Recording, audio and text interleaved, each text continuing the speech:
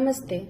तो आज मैं प्रस्तुत हूँ आपके सामने जयशंकर प्रसाद द्वारा लिखी गई एक कहानी लेके, जिसका नाम है सहयोग। इस कहानी के माध्यम से लेखक ने एक स्त्री की मनोदशा बहुत अच्छे से वर्णित की है।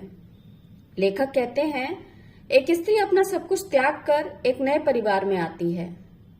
वह बहुत भाग्यवान होती हैं स्त्रियां जिनको प्रेम और सम्मान मिलता है उस परिवार में। मगर कुछ स्त्रियों को बस नए परिवार में उनके सदस्यों द्वारा वह प्रेम और सम्मान नहीं मिलता जिनकी वो हकदार होती हैं। उनको एक दासी के अतिरिक्त और कुछ नहीं समझा जाता। सब करते हुए भी अगर वह स्त्री कभी खिन्न होकर कुछ कह दे तो कहा जाता है कि तुम मेरे माँ बाप को बोझ समझती हो, तुम बहुत बदतमीज हो। उसे उन लोगों से मिलता तो कुछ नहीं है, तो वो अपनत्व कैसे देगी? फिर वह स्त्री करती तो सब कुछ है, पर एक कठपुतली बनकर सिर्फ अपने कर्म को करती है। उसमें उसका कोई अपनत्व नहीं होता। वो स्त्री वही देती है जो उसे उनके द्वारा उनको मिलता है। एक स्त्री के पास जो होता है वही सामने वाले को मिलता है। तो चलिए कहानी की शुरुआत करते हैं। मनोरमा एक भूल से सचेत होकर जब तक उसे सुधारने में लगती है, तब तक उसकी दूसरी भूल उसे अपनी मनुष्यता पर ही संदेह दिलाने लगती है। प्रतिदिन प्रतिक्षण भूल की अविच्छिन्न श्रृंखला मानव जीवन को जकड़े हुए है। यह उसने कभी हृदयंगम नहीं किया। भ्रम को उसने शत्रु के रूप में देखा। वह उससे प्रतिपल शंकित और संदिग्ध रहने लगी। उसकी स्वाभाविक सरलता जो बनावटी भ्रम उत्पन्न कर दिया करती थी और उसके अस्तित्व में सुंदरता पॉलिश कर दिया करती थी, अब उससे बिछड़ने लगी थी। वह एक बनावटी रूप और आवभगत को अपना आभरण समझने लगी। मोहन, एक हृदयहीन युवक, उसे दिल्ली से ब्याह लाया था।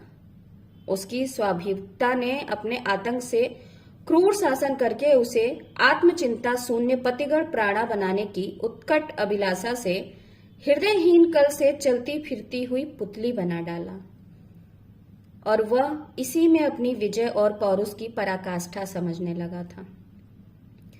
धीरे धीरे अब मनोरमा में अपना निज का कुछ नहीं रहा। वह उसे एक प्रकार से भूल सी गई थी।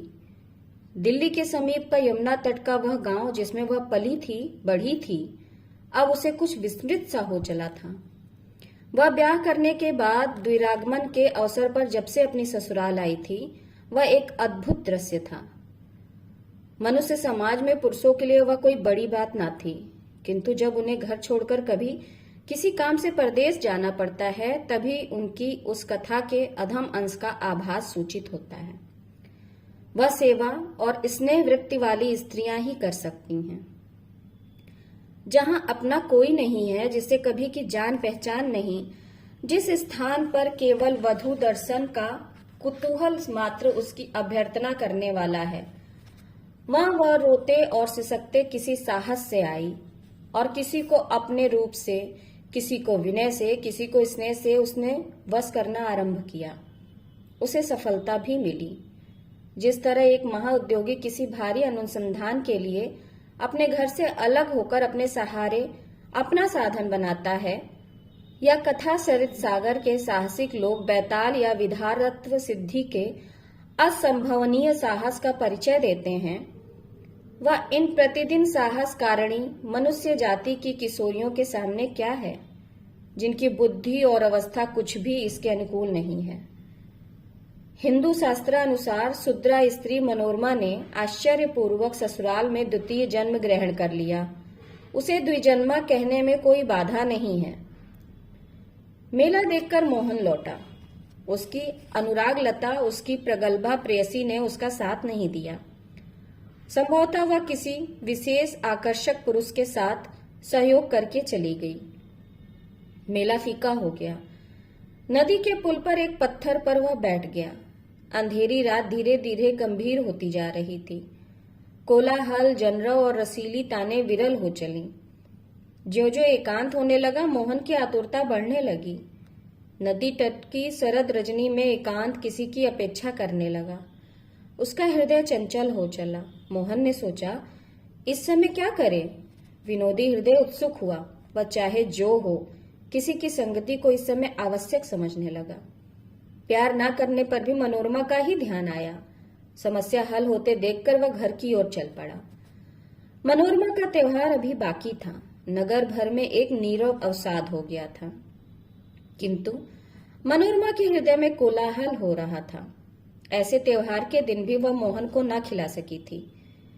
लैंप के मंद प्रकाश में खिड़की के जंगले के पास वह बैठी रही।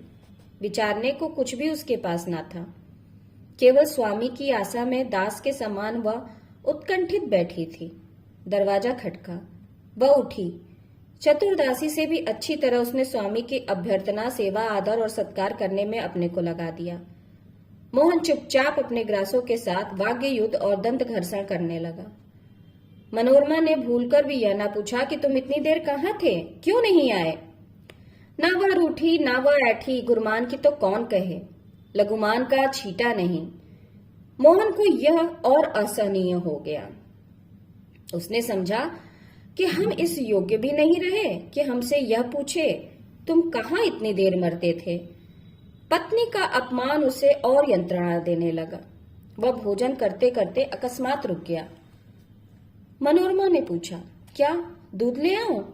अब और कुछ नहीं लीजिएगा? साधारण प्रश्न था, किंतु मोहन को प्रतीत हुआ कि यह तो अतिथि किसी अभ्यर्थना है, गृहस्थ की, अपने घर की सी नहीं। वह चट बोल उठा, नहीं, आज दूध नहीं लूंगा। किंतु मनोरमा तो अब तक दूध का कटोरा लेकर सामने आ गई। बोली, थोड़ा सा लीजिए, अभी गर्म है। मोहन बार बार सोचता था कि कोई ऐसी बात निकले जिसमें मुझे कुछ करना पड़े और मनोरमा माननी बने, मैं उसे मनाऊं। किंतु मनोरमा में वह मिट्टी ही नहीं रही। मनोरमा तो कल की पुतली हो गई थी, एक तरह से कठपुतली हो गई थी। मोहन ने दूध अभी गर्म है, इसी में से देर होने का व्यंग निकाल लिया और कहा, हाँ, आज मेला देखने चला गया था, इसी में देर हो गई। किंतु वहां कैफियत तो कोई लेता ना था, देने के लिए प्रस्तुत अवश्य था। मनोरमा ने कहा, नहीं, अभी देर तो नहीं हुई, आधा घंटा हुआ होगा कि दूध उतारा गया है। मोहन हताश हो गया, चुपचाप पलंग पर जा लेटा। मनोरमा ने उधर ध्यान भी नहीं दिया। वह चतुरता से गृहस्थी की सारी वस्तुओं को समेटने लगी। थोड़ी देर में इससे निबट कर वह अपनी भूल समझ गई। चट पान लगाने बैठ गई। मोहन ने यह देखकर कहा, नहीं, मैं पान इस समय ना खाऊंगा। मनोरमा ने भयभीत स्वर से कहा, बिखरी हुई चीजें इकट्ठा कर लेती, नहीं तो बिल्ली चूहे उसे खराब कर देते। थोड़ी ही तो देर हुई है, क्षमा कीजिए, 2 पान तो अवश्य खा लीजिए। बाध्य होकर मोहन को 2 पान खाने पड़े। अब मनोरमा पैर दबाने बैठी। प्रेमिका से तिरस्कृत मोहन घबरा उठा। वह इस सेवा से कब छुट्टी पाए, इस सहयोग से क्या बस चले। उसने विचारा कि मनोरमा को मैंने ही तो ऐसा बनाना चाहा था, अब वह ऐसी हुई तो मुझे अब विरक्ति क्यों है? इसके चरित्र का यह अंश क्यों नहीं रुचता?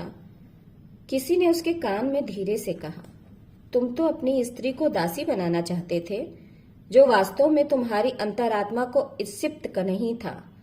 तुम्हारी कुप्रवृत्तियों की वह उत्तेजना थी कि वह तुम्हारी चिर संगनी ना होकर दासी के समान आज्ञाकारिणी मात्र ही रहे। वही हुआ, अब क्यों झकते हो? अकस्मात मोहन उठ बैठा। मोहन और मनोरमा एक दूसरे के पैर पकड़े हुए थे। तो ये कहानी यही समाप्त होती है। नमस्कार। आप लोगों से एक विनम्र अनुरोध कि मेरे चैनल को लाइक करिए, शेयर करिए, सब्सक्राइब करिए। नमस्ते।